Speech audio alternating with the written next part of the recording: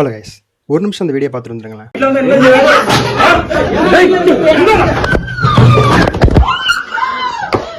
Guys, இந்த video பார்த்ததும் என்னால் நம்பவே முடியல. இந்த வீடியோவில் அட்வொகேட் நெல்சன் சொல்லிட்டு ஒருத்தர் இருக்காரு. நெல்சன்ங்கிறது வந்து அந்த அட்வொகேட்டோட அப்பா பேருன்னு சொல்லி அவரே மென்ஷன் பண்ணியிருக்காரு. அவர் நேம் என்னன்னு தெரியல. இன்னொருத்தர் பார்த்தீங்கன்னா ராஜா பேரோன், தெரியாத ஆளுங்களே கிடையாது.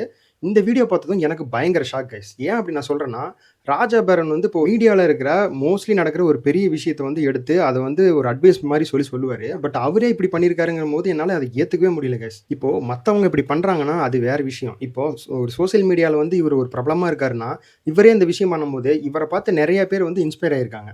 ஏன் நானுமே கூட பாடி பில்டிங் வந்து அந்த அளவுக்கு பண்ணுறாரு, நம்மளும் இந்த மாதிரி பண்ணணும் அப்படின்னு நிறைய மோட்டிவேஷனலாக கூட நான் நினச்சிருக்கேன். ஆனால் அவர் இந்த அளவுக்கு பண்ணுவாருங்கிறது வந்து பயங்கர ஷாக்கிங்கான ஒரு விஷயமா இருக்குது. பிரச்சனை எப்படி நடந்திருக்குன்னு சொல்லி சொன்னால், இவர் ஒரு ப்ராடக்ட் வந்து சேல் பண்ணுறாரு. அந்த ப்ராடக்ட் வந்து இந்த அட்வொகேட் வந்து என்ன சொல்லியிருக்காருன்னா, அது ஃபேக்கு, சர்டிஃபிகேட் எதுவும் இல்லாமல் தான் விற்கிறாங்கன்னு சொல்லி ஒரு ஃபேக்காக சொல்லியிருக்காரு. அப்படிங்கிறதுக்காக தான் இந்த பிரச்சனையை ஸ்டார்ட் பண்ணியிருக்கிற மாதிரி சொல்கிறாங்க. ஆனால் ராஜா பேரோன் வந்து கட்சியில் இருக்காரு. இப்போ நாம் தமிழர் கட்சிக்கும் இந்த அட்வொகேட்டுக்கும் நிறைய ஒரு இஷ்யூ, ஒரு ப்ராப்ளம் வந்து நடந்துட்டு இருந்தது. இவர் எப்படி குறுக்க வந்தாருங்கிறது வந்து எப்படின்னு தெரியல. ஆனால் அவங்க சொல்கிறது வந்து 2 நாளைக்கு முன்னாடி ஒரு வீடியோ போட்டாங்க அப்படின்னு சொல்கிறாங்க. அந்த அட்வொகேட் போட்ட வீடியோ போய் நம்ம சர்ச் பண்ணி பார்க்கும்போது அப்படி ஒரு வீடியோவே இல்லை. இவர் பற்றி ஒன்றும் அந்த அளவுக்கு அவர் சொல்லி போடலை. ஆனால் இவர் அந்த அளவுக்கு கொடுவால் எடுத்துகிட்டு வந்துட்டு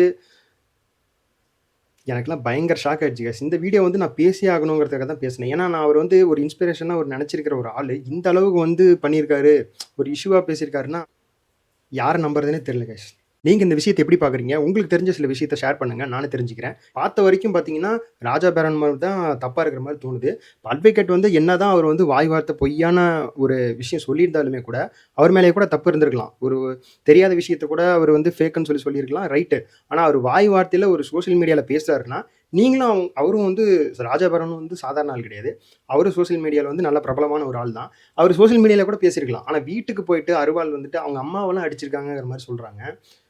ஒரு வயசானவங்களை அடிக்கிறது தான் வீரமா? இன்னொரு விஷயம் என்னன்னா, இவர் வீடியோ எடுத்துட்டு இருக்கிறது அவருக்கு தெரியுது. வீடியோ எடுத்தாலும் பரவாயில்ல, உன்னை நான் தாண்டா வெட்டுவேன், கொல்லுவேன் அப்படின்னு அப்படியே வந்து சொல்றாரு. இவரா அப்படி பேசுறாருங்கிறத வந்து ஏத்துக்கவே ஒரு முடியும். நான் ரொம்பவுமே அப்செட் ஆயிட்டேங்க.